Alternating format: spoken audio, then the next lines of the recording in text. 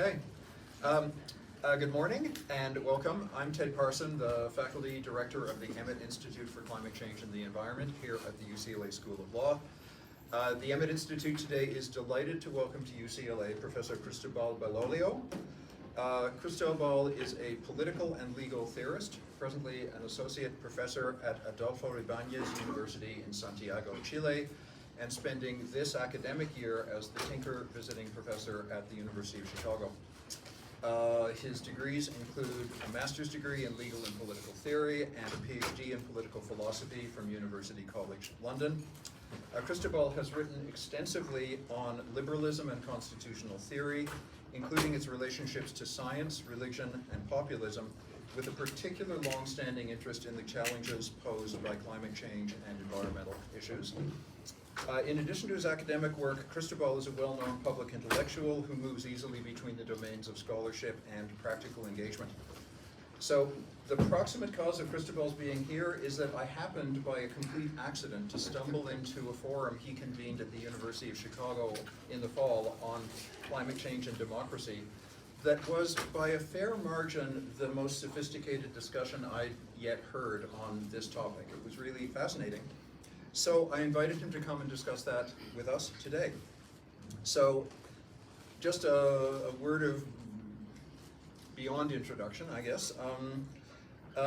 We might be dealing with a long-standing failure of international governance on climate change. Or maybe I can make that stronger and say we are very much dealing with a long-standing failure of international governance on climate change.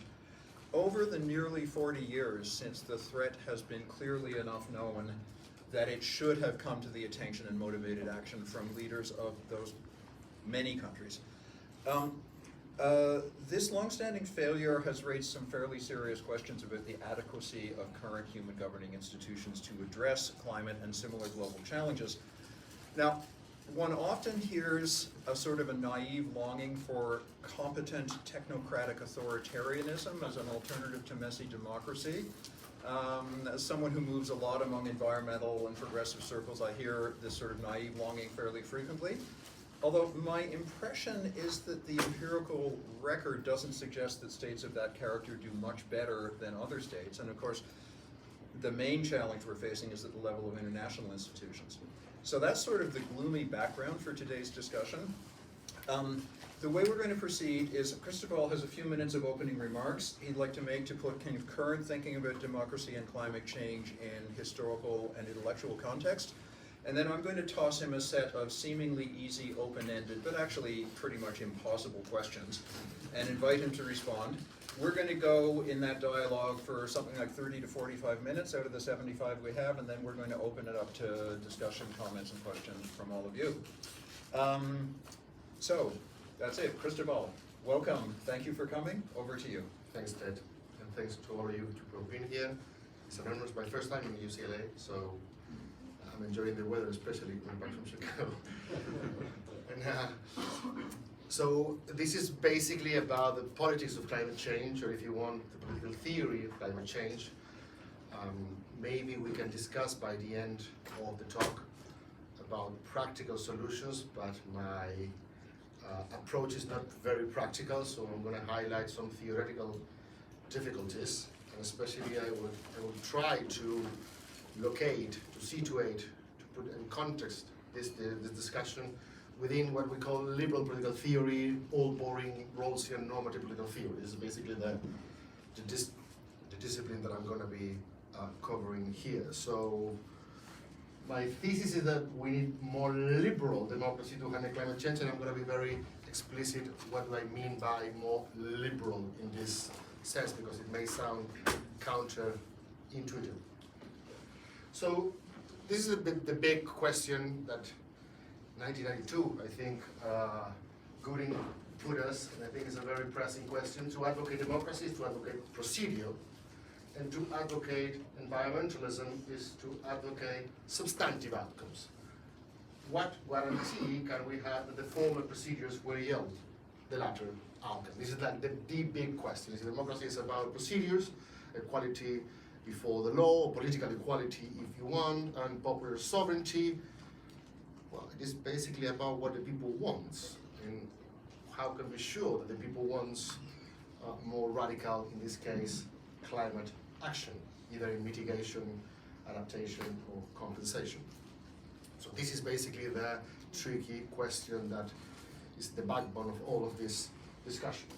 So in the 70s, we had our trend of demo pessimism, as I call it. You may be familiar with these authors. I don't want to stay too much here, but they basically agreed that we are facing this tragedy of the commons. We may need mutual coercion, mutually agreed upon to achieve environmental goals, or a new paradigm that calls for hierarchical, centralized, aristocratic rule that is able to manage scarce resources more effectively than mass democracies.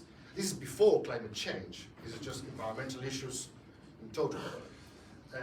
And the idea that without significant intervention and possibly authoritarian control, civilization may not survive the current crisis. This is in the 70s. But now we have a new strand of literature, I call them the new Hobbesians, and they are basically echoing what these other authors say in the 70s, but with, of course, much more focus on climate change. So, for example, this famous biologist, Lovelock, saying that we may have to put democracy on hold for a while for a system in which a few trusted authorities make eco decisions.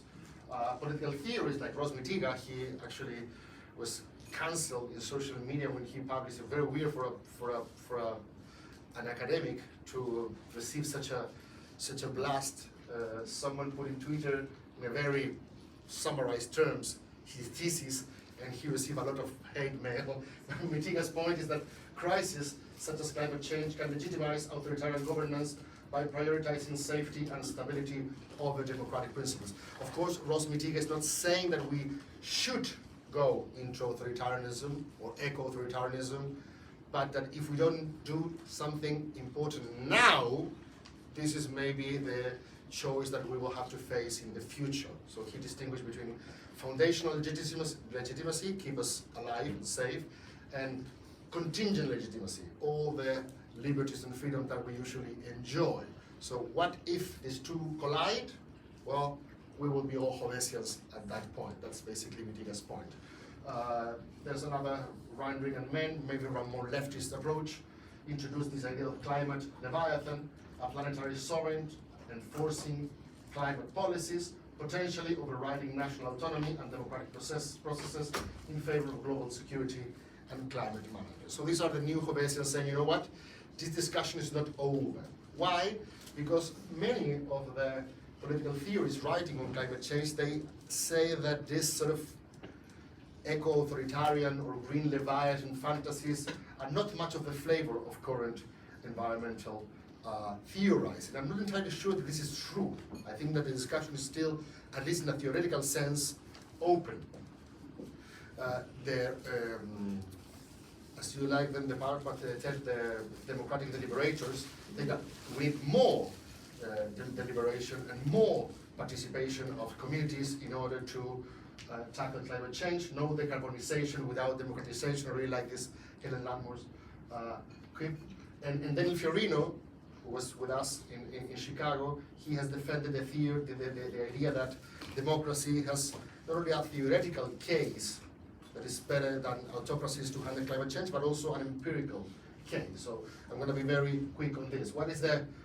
This is the theoretical case. So what are the strengths and weaknesses of democracy and authoritarianism? I'm going to be very, very quick. So what is the weaknesses of the democratic ideal type? We're dealing with ideal type. So if we want to compare ideal democracy with ideal authoritarianism, or we want to compare real world democracy with real world authoritarianism. Usually it is the case in this discussion that the supporters of eco-authoritarianism criticize democracy, real world democracies, but they're thinking about ideal authoritarianism, and the other way around. Supporters of democracy are criticizing real world authoritarianism, which is not very good in handling climate change, besides the case of China that we can speak on later. But I think this is more intellectually honest to compare ideal with ideal and real world with real world examples. So in the case of the democratic ideal type, I'm gonna start with the strength. So the strength of the democratic ideal type is accountable and responsible to citizen demands. The quality of governance supposed to be less corrupted. This is not entirely true in many cases. Active civil society and diversity, free flow of information, and more engaged in global issues.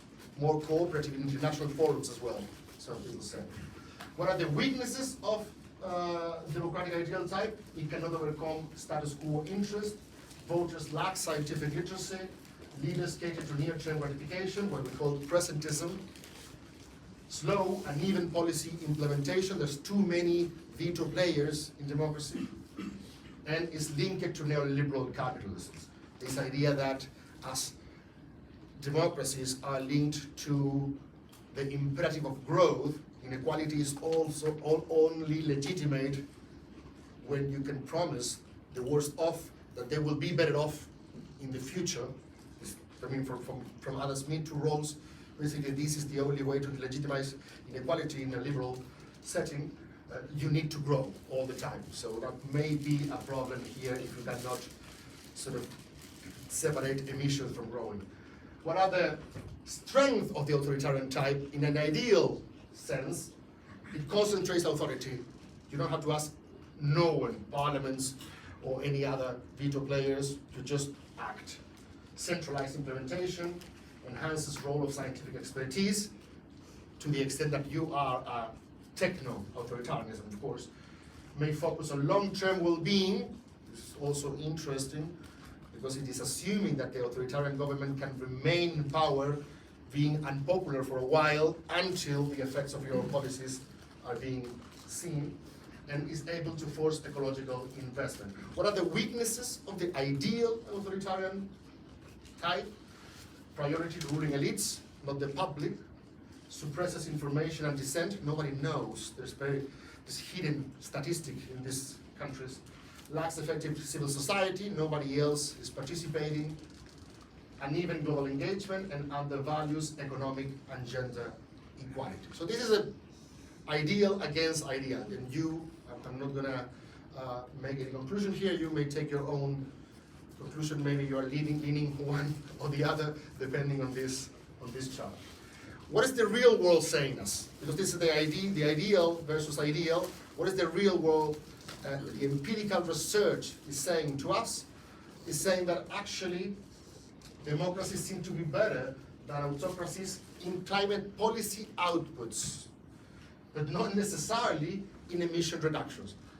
So they are showing some will, but not necessarily accomplishing the task.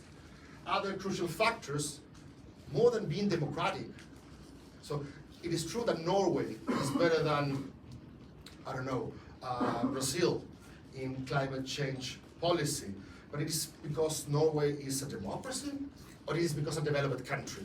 It is because it has less corruption. So there's many other factors that seem to be, according to these researchers, even more important than the political regime, such as economic growth, income distribution, energy mix, state capacity, of course, and corruption.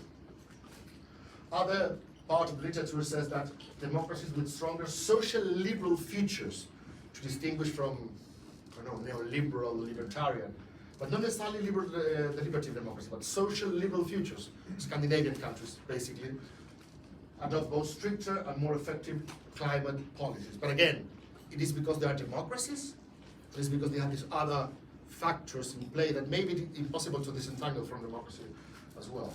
And the famous environmental closed-loop curve, so democracy have lower per capita carbon dioxide emissions per unit,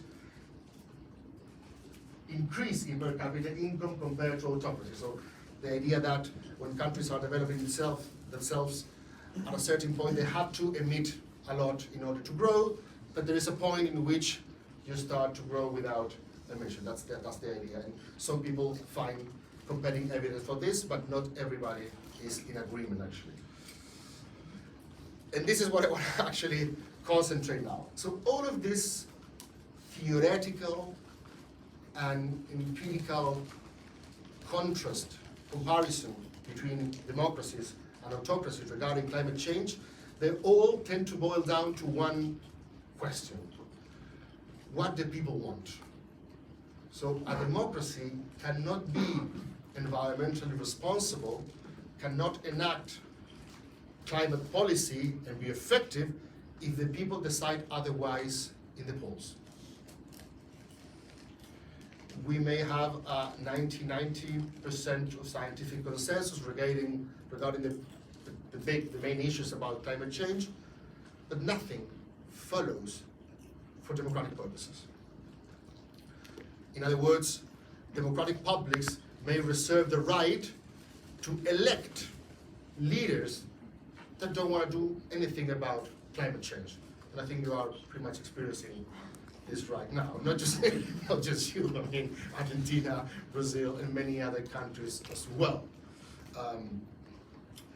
So the idea that democratic publics demand higher consumption plus the protection of some dirty industries. What was Trump's in the first campaign? Trump digs coal. This idea of putting the helmet in it to the meaning of so the idea of you will get the votes of those places that are economically depressed if you promise them to reactivate those areas, the economy, and this of course goes against environmental causes, and the idea that electoral accountability, if electoral accountability means, and I think pretty much it's possible to say it means this, electoral accountability means translating citizens' preferences into policy, then what citizens want is crucial. This is my point.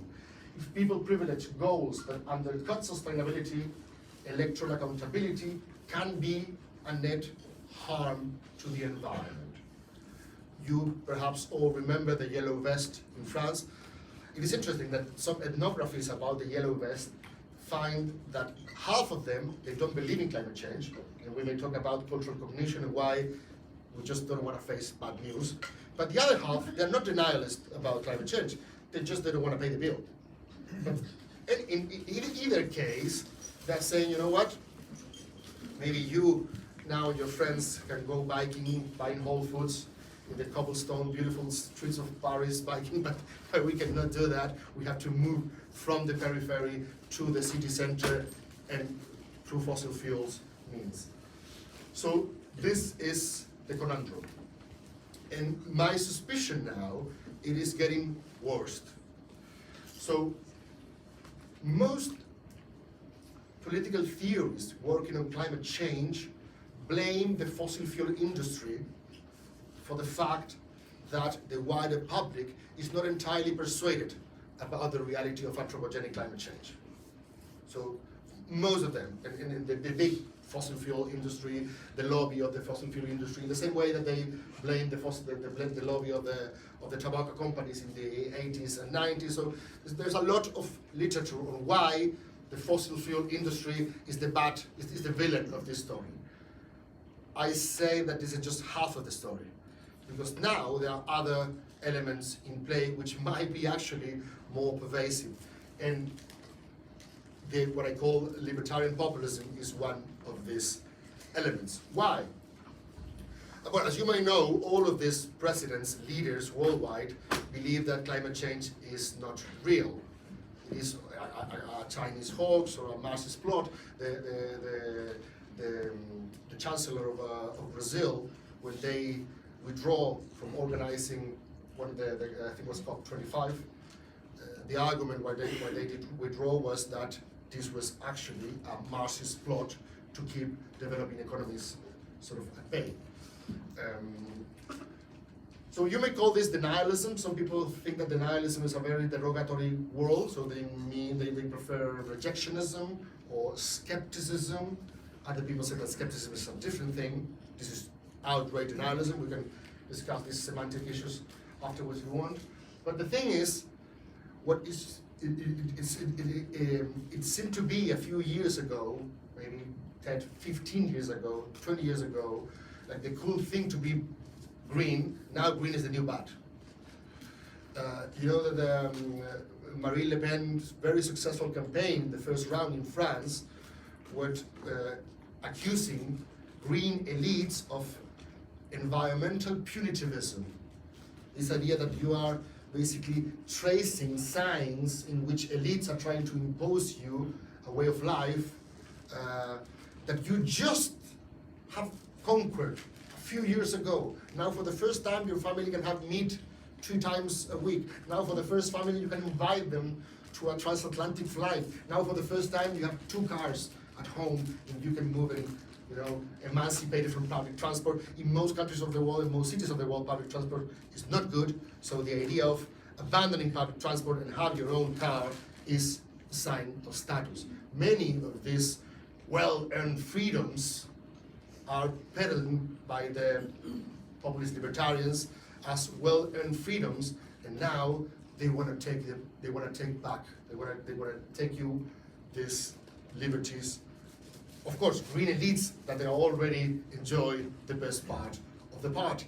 I mean, there are a lot of cases. There was a mayor of Toronto called Rob Ford, and he campaigned talking about the war on cars. It's like the war on Christmas, but he's saying so progressives are doing the war on cars. So we're gonna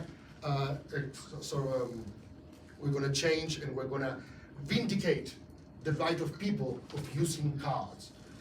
If you can watch a 90s cult movie of Sylvester Stallone movie called Demolition Man. Do you know the movie? Well, if you're younger, you should see this. This is a 1993 movie. Sylvester Stallone is cryogenized, they put it in ice basically, and he wakes up 50 years into the future, and the future is an eco-dystopian regime in which everybody can only eat greens, molecular greens. You cannot swear. If you swear in public, you get a ticket. It's a very weird dystopia. And in the sewers, the resistance lives. And the leader of the resistance is a guy called Edgar Friendly. And he made a speech, which I think is basically what represents this libertarian populism. And Edgar Friendly says, you know what? I want to eat a big burger. I want to smoke a big cigar. I want to, of course, cultural world. I want to read Playboy. I want to, so all the kind of things that are today put in a package as being progressive, he was to do exactly the opposite. And of course, within this package is climate change denial. Don't make any mistake about that. If you are ticking all the boxes of libertarian populism and you don't have any idea about climate change, oh, now you will have it because it's part of the identitarian package. So watch that movie, Demolition Man, you will remember this talk.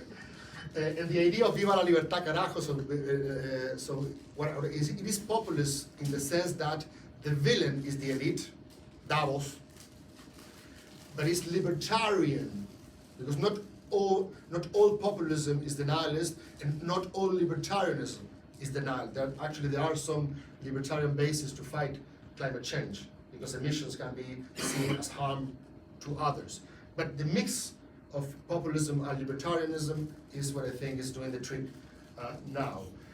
Especially because, I mean, we know this for a long time, but now we are finding its relation with politics, the idea of cultural cognition, specifically cultural cognition of scientific consensus.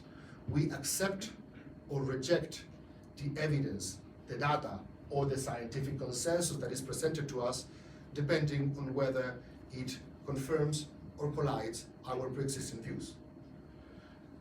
Whether it confirms or collides what the people that I respect thinks and believes about the same issue.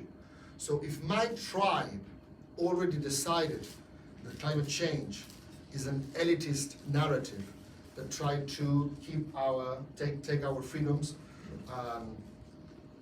most probably I will reject climate science. Not just climate policy, but climate science. This is a very interesting thing. Can we disentangle climate policy from science in cognitive terms? I mean, analytically, it is possible. I can accept climate science, but be a libertarian on the normative level and say that even though climate change is real, I advocate free market solutions for it. But it is usually the case that they are, in real world, very much linked. So you reject climate science and you reject climate policy at the same time. So I want you to just think a moment about the burgeoning, flourishing literature on populism. So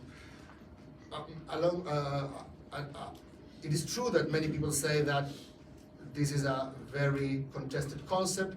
That's not entirely the case. Conceptually speaking, there's much more consensus that people think. Normatively speaking, actually, is much more disagreement. But there's a lot of people saying that populism is actually not an undemocratic phenomenon, but it's an illiberal illiberal phenomenon. But it is democratic. In which sense it is democratic? That is all about give the voice to the people in an unconstrained and unlimited way. And the problem, from the populist view, is liberal democracy, to the extent that the liberal element in that marriage for convenience between liberalism and democracy, so in order to understand that, you have to buy the narrative that liberal democracy, it is comprised by two elements that are different. Other people think that this is not the case. Nayo Binati, for example, believes that to talk about liberal democracy now is redundant, because if you are democratic, you are overly liberal at this point. But many people think that this is not the case, that you can disentangle the formula, liberal democracy. Liberalism is about individual rights, checks to power, rule of law, and democracy is about popular sovereignty and political equality. So if you can disentangle this formula, liberal and democracy, populism is democracy with a vengeance. It's a democratic reaction after the fall of the Berlin Wall. It's a democratic reaction against a liberal democracy that is giving voice only to the democratic partner and not to the, only to the liberal partner and not to the democratic partner. Why?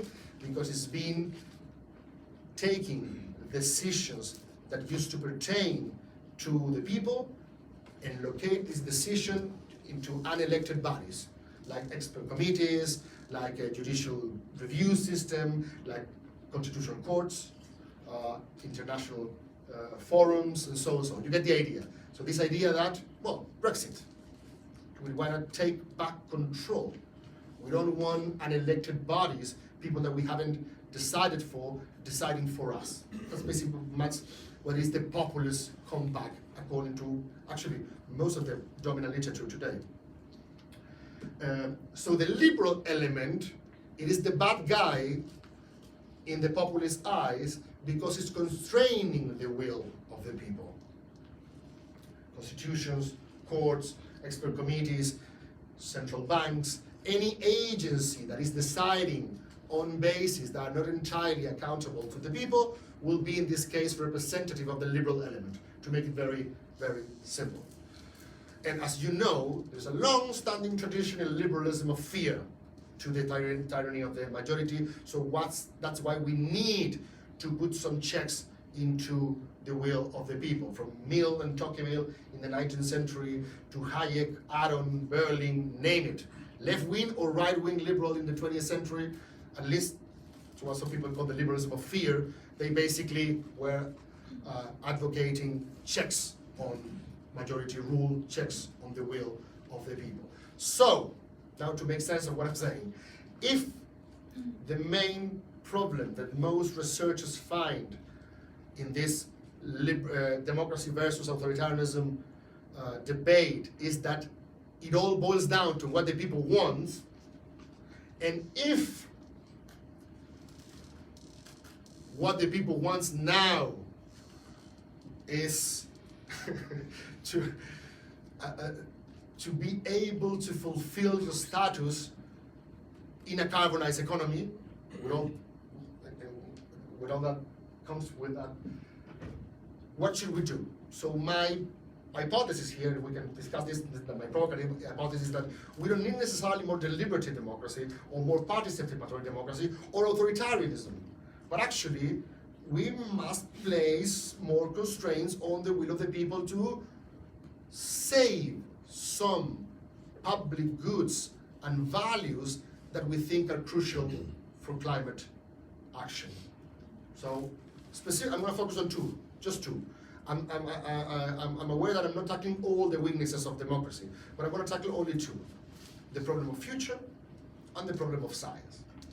The problem of future is, as you know, there's thousands of proposals on this, but I think that there's a very interesting way to frame this debate. So there's this German philosopher, Georg Tremel, who argues that in the same way that we enact legal institutions to check, to constrain to some extent the will of the people for the sake of other very important goods, for example, individual rights, minority rights, we should make the same analysis regarding future generations. So in order to avoid the tyranny of the present, instead of the tyranny of the majority, we should enact institutions. We can have design institutions that care for the future. There's a lot of people talking about that now. Gardiner proposing a global constitutional convention, Hale, long problems, McCaskey, what we owe to the future. So there's a lot of people talking about what can we do to, and this is important, acknowledging that this will mean take some decisions from the actual publics, and to say to them, you know what, you cannot do that because we are saving this. Well, that's basically the just saving principle, the Rawls just saving principle. But this is the same idea. So we are gonna tell the current public, the people that live today, that they cannot decide whatever they want, because we're gonna create some institution that are gonna care for the future. There are different institutional ways to do this. Actually, it actually exists in some countries. Of course, Scandinavian countries. So some of them, they have these commissions of the future in which there is a body in charge of weighting the impact of the policies that are being discussed in Parliament, but they don't have resolution powers. They can only advise. So if you do this, this is going to happen. But this can also work not just for climate or environmental issues, this for social security, of course, in demographic changes is also very important. But I'm more concerned, I think Ted as well, in the second part, because there's a lot of how can we put more future into current democracies, but how can we put more science without delving into a technocracy? Many issues that gather scientific consensus are not politically problematic. We don't care about relativity, we don't care about gravity, we don't care about the germ theory, what to sort evolution. Yeah. Well, evolution, nuclear power, water fluoridation. There's many GMO foods. Oops. But these are very good cases from evolution to vaccinations. So there are issues that are not controversial within the relevant community of experts, but they are controversial within the wider public. Rawls, of course, he didn't resolve this. He says something like, the methods of conclusions of science will be public reason when non-controversial. But controversial to whom? Controversial to the intra-scientific community. In that case, climate change is public reason. Or do you mean controversial to the wider public? And if it should be non-controversial to the wider public, well, not much science is going to qualify. So we have a problem there. So that's the question. How can we put more science into democracy? And there are different proposals. Actually, Ted, you have one that is very interesting. When scientific consensus should be given more weight in political deliberation. So for example, Ted says when you can identify relevant expertise, this like an undisputed identification, when the stakes are very high, and I think we are in that scenario, and when it is possible to separate, in a way, the normative from the descriptive, in a way, from the scientific input from the political output. And you think that separability is very difficult to obtain. My proposal here is that if we make science public reason in a Rawlsian sense, actually you solve the problem of separability, because a public reason is only a condition of admissibility to the public debate. It doesn't determine the outcome necessarily. So what I'm saying is, what if our legislative, political actors, when deciding about these issues, they have to take for granted the factual basis that is given by the scientific consensus. They have many other problems. There are many issues in science that do not gather scientific consensus, and we do it anyway. Most of the first interventions, non-pharmaceutical interventions at the beginning of COVID-19 pandemic, did not have a scientific consensus, but we did them nonetheless. Are they illegitimate because they didn't have scientific consensus? So maybe we have to take a more deflationary view and say only those claims that have been discredited by science cannot be the basis for law and public policy. So you may think about different ways in which give science its due within the structure of normative political theory without delving necessarily into an eco-authoritarianism or technocracy. So yeah, what can we do about what I call the tyranny of tribal thinking? Because this is important. So in theory, you may believe that what we should do to make climate action more legitimate is that we have to bridge the gap between scientific consensus and what the people believes and wants. Other people like Dale Jameson think at this point we should drop that fantasy. It is better for the people not to know. Most of the times, the real effective policies lack this kind of public debate, because if you create this public debate, you will have to give voice to the deniers, you have to give voice to the neutral. So it is better to some extent just to not have had this debate. Well, what is the problem, democratic problems here, is that we try to mimic, to mirror the the scientific consensus into political consensus. What happens if we cannot do that? Inaction?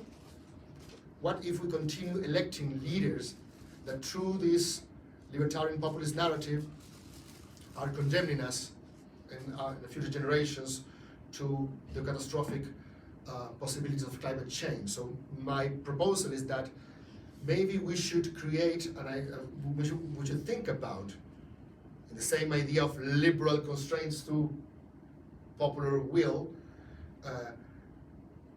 that scientific consensus should work as a legitimate input into the political deliberation. Okay, I'm going to come in here. You have set such a feast in front of us. I'm finished. So Okay. we don't need more democracy, as in populism, but we need more liberal democracy as to insulate climate policy from electoral swinging, similar as we do now with climate, with central banks and other similar bodies. And I think that's it. Yeah. Okay. Wow, thank you. I'm going to, from my longer list of questions, I'm just going to pose two so that we hold some time for comments and questions from our other participants. One, because I have a bunch of my students here, and this is a point on which I exhort my students very aggressively, I want to point out your use of what I call the rhetorical we in advocating alternative and preferable means forward in addressing environmental issues. You said, what do we need to do in order to have governing institutions take better account of science, better account of the future, and so on. I exhort my students, whenever anybody says we in talking about a large-scale environmental problem, stop and ask who we is and whether we all agree. If I think about, so I'm going to steer, it's very nice of you to have read and said nice things about my technocracy paper several years ago, but I want to say I focused on the easiest issues in that paper. There are certain issues that are not challenging for democratic societies to turn over to kind of elite decision-making based on technical criteria. And the key point is the separability. if you think about the areas where there's the most sort of roiling outrage and controversy over the role of expert institutions in public decision-making, they tend to be ones where claims of fact and claims of necessary action get very tightly confounded. That's true. You referred to COVID, public health. Yeah. People in public health don't, as a rule, confine themselves to saying, based on current uncertain information, we expect the epidemic to propagate like this if these measures are taken, and like that if those measures are taken. True. They say, we must do this to protect the public health. Similarly, in climate science, I mean, I don't want to put the blame for the debacle of climate action on the scientific community, which is kind of tearing their hair out trying to communicate effectively, but they do often say silly things like, the science demands that we take action of this and that, right? Yeah. So, where do you see, I'm not asking you to make like concrete institutional design recommendations, you carefully put that off the table at the very start of your remarks, but at a higher theoretical level, where do you see the path forward in terms of legitimate nudging, pushing, influence toward more responsible action?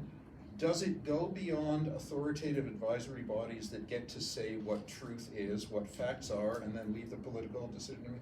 Because I have a feeling that that hasn't worked in a lot of areas. Political processes and political actors deconstruct the factual claims, and very often there's enough uncertainty that they're easy to deconstruct. And so there has to be some kind of trusted delegation to bodies that aren't actually certain about the action recommendations.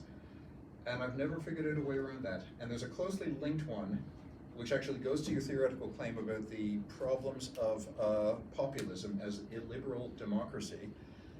I think an additional element of the bad decisions we see coming out of populist trends, in addition to the ones that you identified, is a short range of concern in who you identify with as the people who collective decisions influence and you care about. It's like, just me and my family, just me and my community, just me and people like me, just my nation, just those right now. And that a broadening of the scope of concern, either globally or over time, might soften the intensity of the tensions and conflicts between kind of the democratic ideal, the majoritarian ideal, and the liberal one that you advocate. Okay, so I'm mostly concerned, at least in my research, sorry, I cannot care about all this problem, at least in my research on what some people call fact-dependent disagreements. So for the most, as you know, political theory has focused on moral disagreements. Is gay marriage, should be gay marriage enacted or not? Should abortion be enacted or not? Should we spend more or less? Should we have more money on that, or in redistribution, or should we concern about growth? Those are classic normative disagreements. As opposed to, is COVID transmissible, Exactly. or what will be the severity of impact of climate change in Los Angeles in 50 years? Exactly, and incredibly, this was not really an issue a few decades ago. So the idea that we can fact disagreements, because facts, as Anna Arendt used to say, are domineering, coercive, and despotic. They don't care what you think about that. They're just facts. And facts were supposed to be the factual basis for political decisions. And of course, when taking political decisions, you can have normative disagreements. But you didn't have fact-dependent disagreements. And now there's a lot of literature talking about that, precisely because of this. Because of issues about environmental climate change, vaccination, and other cases in which the scientific community seems to be in broad agreement, but the people may have a different view. So what should we do in that case? And the scientific community in those cases is not just in broad agreement on the facts, but also on what should be done about them. Yeah, but just let me just stay with the facts. Okay, for a second. Good. I want to draw that down very clearly. So let's stay with the facts. So.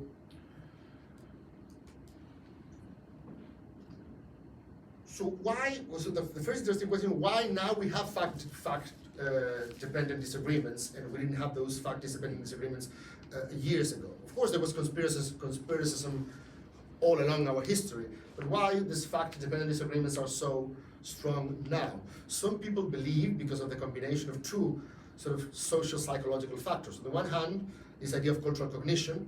As societies get more politically polarized, especially affectively polarized, more than ideologically polarized, affectively polarized, you take your tribe and you stick to your tribe. So cultural cognition tells you that it's very expensive in cognitive terms to change your mind. So if your tribe already decided that climate change is a hoax, you will stick to your guns because it is very costly in cognitive terms, in social terms, to say, you know what, I was wrong. So that's one. Even when your house burns down. Even when your house burns down. Well, we will talk about that because those people are not seeing the house burn down right now directly. Right. And those who did, they can still fight a bit attribution to climate change. Yeah, exactly. Yeah. So first cultural cognition, but not cultural cognition alone, because it's always worked like that.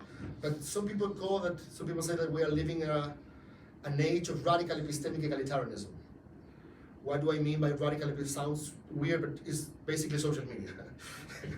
Radical epistemic egalitarianism means that I of course I have the same say as you in political terms. I have a vote, you have a vote, we all have one vote.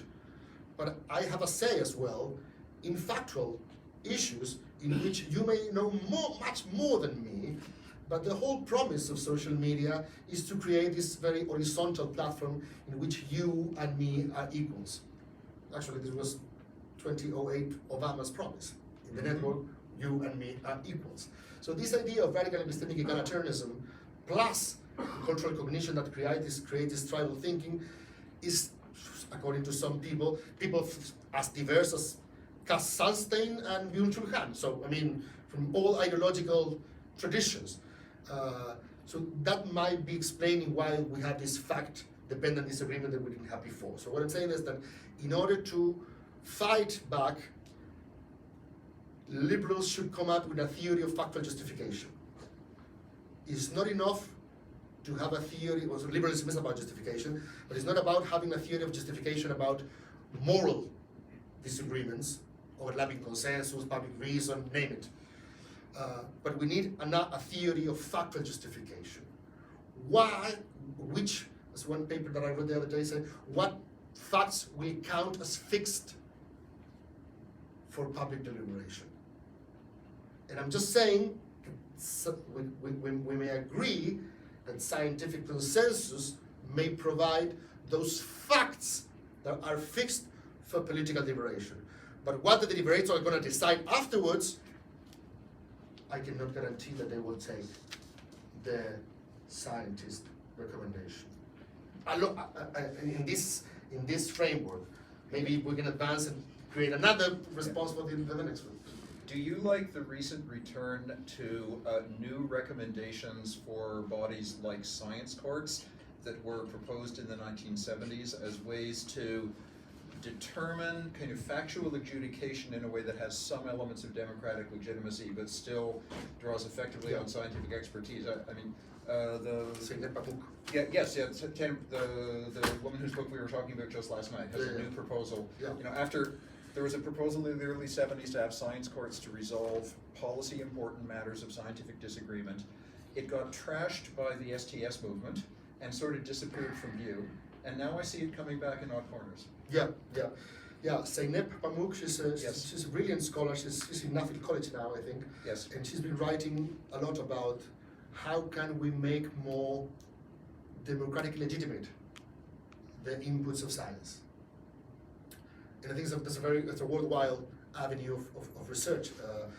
I think that she cares about the legitimacy, not just the inputs, but also the recommendations. So in order to socialize, and democratize what seems to be a very esoteric, complicated knowledge into the language of the common people, commonsensical. And I think that's a very interesting, but I will say that, okay, we can do that to make the recommendations of science more easy more palatable to the public. I think that's fine.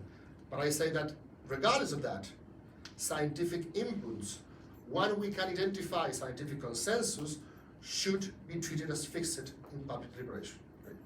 And at that point, I'm going to invite comments to questions, discussion from all of you.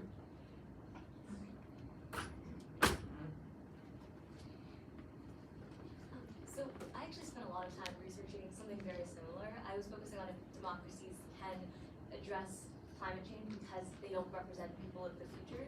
And so when you're thinking about all of the voices that the government is working for, they really aren't thinking about future people at all. So I read a lot of the same things and kind of reached a different conclusion that in order to be more democratic, you need to have things like the commissions for the future, the ministries for the future, and different bodies that are going to bring in those like future voices.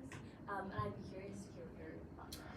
You say that it will be more democratic because our democratic community is comprised of people living now and in the future? Yes. Okay, I think that's a bit poetical, but it's not, but yeah. But other people may say to you that democracy is caring for the here and now. If we're going to extend democracy, well, as actually, well, again, roles. Sorry, my roles. So we are a structure of social cooperation through generations. If you think in democracy in that terms, be my guest.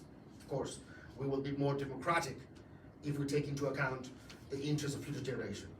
But if you work, this is a conceptual point, it's not the crux of the issue, but if we work with a more restrictive view of democracy, or some people call a minimal definition of democracy, then taking decisions that may go against the will of the actual public in order to safeguard values in the future, I wouldn't say it counts as democratic in a very minimalistic way, but it's a conceptual point. If we want to extend democracy, not at the people deciding here and now, but including those that will come in 100 years, then yeah, it's going to be more democratic to take into account. You may actually deciding who gets to stand in as proxies for those unidentified future people. As well, Yeah. or animals as well. Yeah.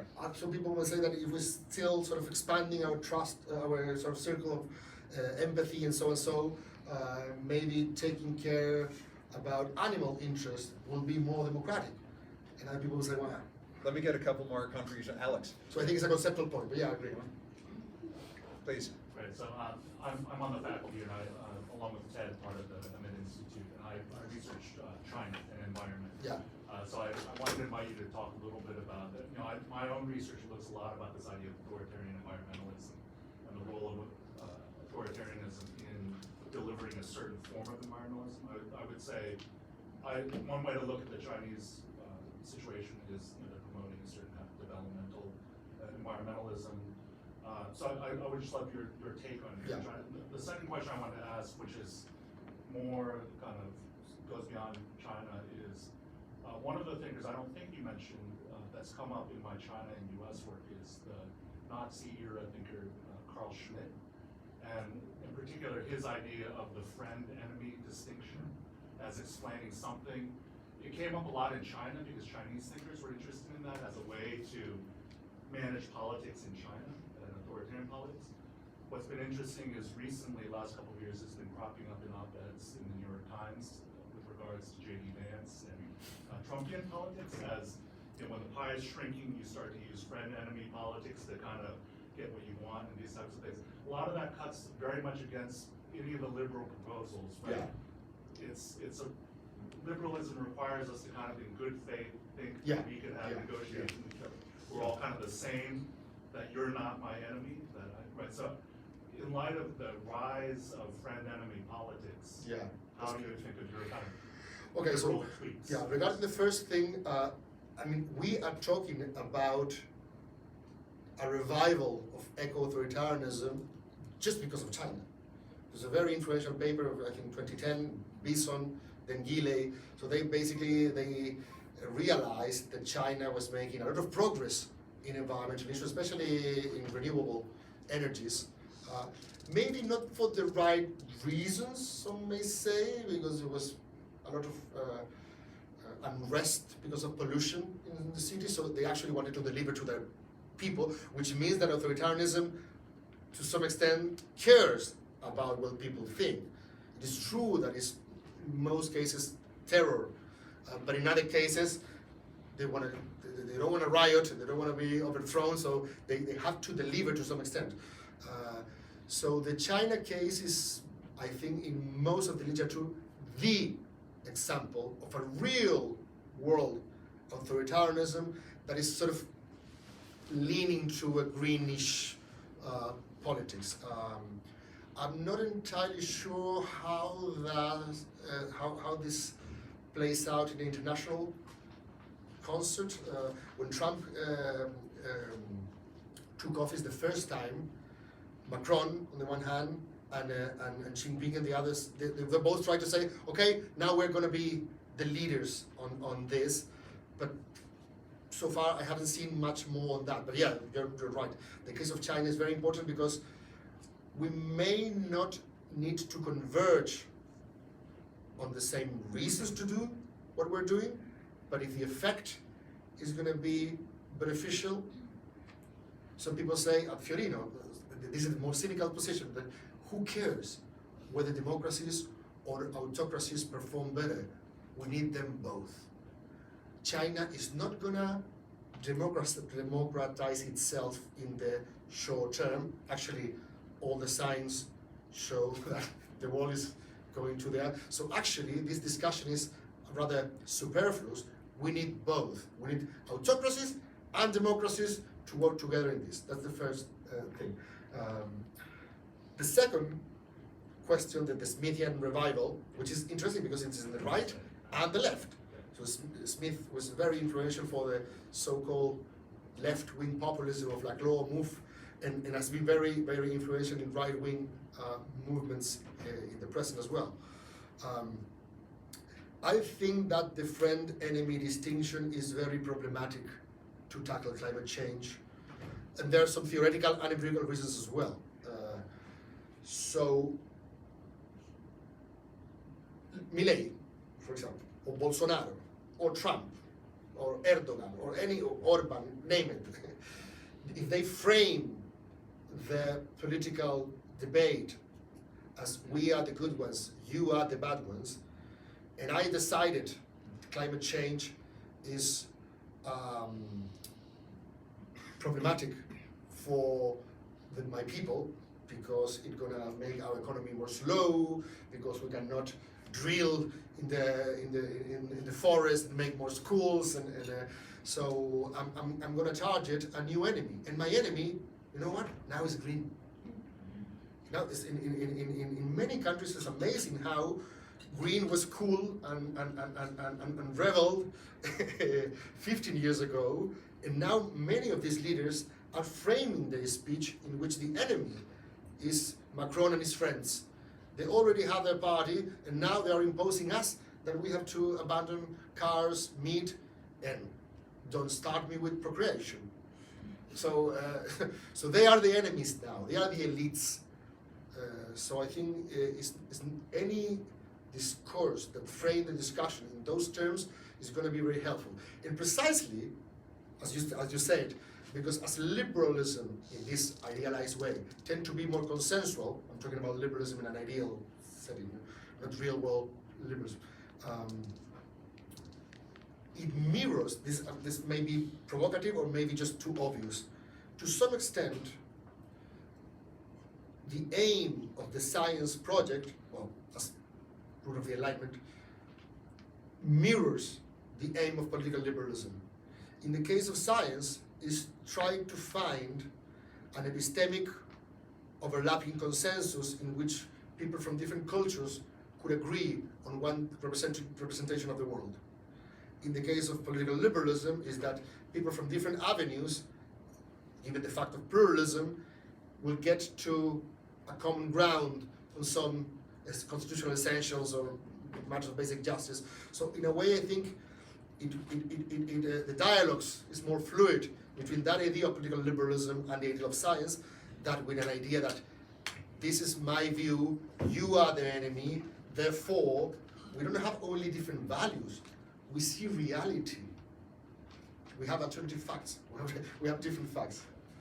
Sir, one, two, and then Aria. Yep, please. Hello, Professor. Very good to hear you, and very glad to have this opportunity. And I have 50 years. I'm in the PhD of Latin American Studies. Can you, speak louder, please, yeah. Yeah, no problem. I'm a fifth year in the PhD of Latin American literature. My name is Pedro. I would like to ask you a very great question. That is, how do you think that the relationship between liberal democracy and public policies on climate change has evolved in the 21st century, considering that we have been moving towards a more inclusive approach in Chile? A more inclusive? A more inclusive approach in Chile regarding politics, economics, and in this case, climate change as well. I don't think any liberal democracy so far has done very well in this. I mean, that's why we are in this discussion. The problem with countries like Chile and any country in the developing world is they are, to my knowledge, the case of Chile is maybe slightly different, but most developing countries are still wielding the argument that they have a right to emit until they reach a certain development threshold. And then you can ask me to make some sacrifice. Actually, this happened in Ecuador when Rafael Correa came to power, a very progressive president, very actually related with indigenous movements. There was this huge forest in Yasuri, and the first thing that Correa did when he took power was said, there's some oil, there's some fossil fuels in the Yasuri, let's go and drill because we need some money to fulfill our very ambitious and socially transforming agenda. And all the countries in the developed world said, no, please don't, it's an invaluable carbon sink, please don't touch it. And Correa said, well, pay me. You know more than about this idea of compensation. So the problem now, as this is a problem of justice, global justice as well, is what can we say to those countries that haven't enjoyed the orgy of consumption, some people say, as much as rich countries? How can we make them be part of this? I think that's the crucial question. Aria. I was wondering, within your hypothesis to make democracies more liberal, what role do tech billionaires that are having more of a political influence now have? And when you think about Musk, like, who ostensibly is green in his Tesla, in his companies, but then on the other side of things is very right wing, and so what influence do they have in your overall consumption? That's good. Well, I don't have a clear idea on whether this sort of capitalocene versus anthropocene discussion, some people blame all on capitalism, but on the other hand, the track record of centralized economies in the 20th century is not very good either, so it seems that we are not going to escape capitalism, is left and right wing at the same time. But if Musk and those guys are able to create a narrative in which present sacrifice can be made acceptable in light of future benefits, and this is going to be a good business for America or for middle class or so on, great, do it. I mean, the big problem now is very difficult to make this a win-win narrative. For the yellow vest in France, this was not a win-win narrative. It was they had to pay the bill. There was an amazing graffiti in Paris when the protest was happening, saying that in English would be something like the climate crisis is a war against the poor, but not in the sense that they are denying the existence of the climate science. It's that they are making them pay the bill. So if Musk and these guys, because of their green endeavor, enterprise, Tesla, can convince people taking decisions that a green transition is a good business to all of us, as in the case of China, I don't see the means if the ends, it's a very Machiavellian, if the ends are going to take us that road, I don't think that's going to be the case. No. Yeah. And the tech billionaires appear not all to be of one mind, either regarding liberalism, democracy, or environmentalism. Well, but there's a very important point regarding X and all these platforms. Some scholars, like Catriona McKinnon and others, are saying that now we have sufficient basis, because of the stakes are so high, to restrict freedom of speech when it comes about denialism. So that's going to be a very interesting question. Let's imagine that we agree that scientific consensus will count as fixed facts for political deliberation in Congress in order to decide what's going to be our climate action. So we can, you may say you want more of that, I will say I need less on that, but we cannot discuss the factual basis. That's in Congress. But in social media, there's thousands of people voicing denialist views. But doesn't that question get a little easier if you focus on the question of restricting algorithmic amplification of speech as opposed to speech itself? Because the positive feedbacks in the current system, I mean, we moved a little beyond what the tech billionaires do and want and bust engagement there, yeah. But that's going to be their decision, isn't it? Whose decision? The billionaires or the people? The billionaires. The billionaires. The billionaires run the algorithms. Yeah. Yep. So that's going to be a very interesting. Right.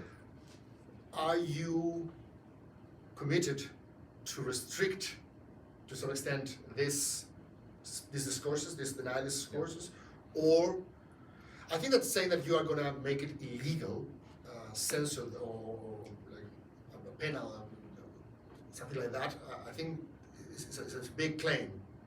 But according to these authors, you have sufficient merits to do it. Actually, claiming that the harm principle, the just run-of-the-mill harm principle, this is harming other people, so we have sufficient basis for restricted speech.